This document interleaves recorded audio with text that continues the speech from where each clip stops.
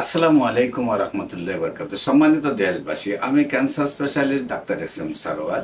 বিশেষ করে আপনারা জানেন ক্যান্সার ভালো হয় না, এমনই একজন রোগী জাতীয় সাংবাদিক সংস্থার কেন্দ্রীয় দপ্তর সম্পাদক সাংবাদিক জনাব হেলাল সাহেব, যিনি দুইটা টেলিভিশনের দায়িত্বে আছেন এবং দুইটা পত্রিকারও দায়িত্বে আছেন।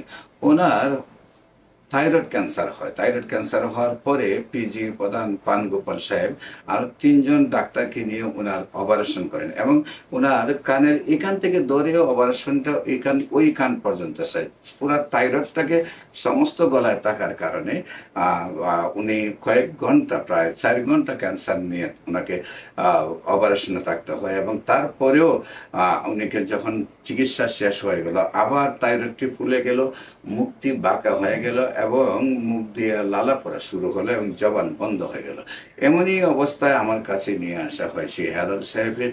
আল্লাহর অশেষ রহমতে আমি চিকিৎসা করেছি। প্রায় আজকে 12 বছর আগে সেই হেলাল সাহেব জাতীয় সাংবাদিক সংস্থার কেন্দ্রীয় দপ্তর সম্পাদক, এখন সুন্দরভাবে সুস্থ রয়েছেন আজকে 12 বছর যাবৎ।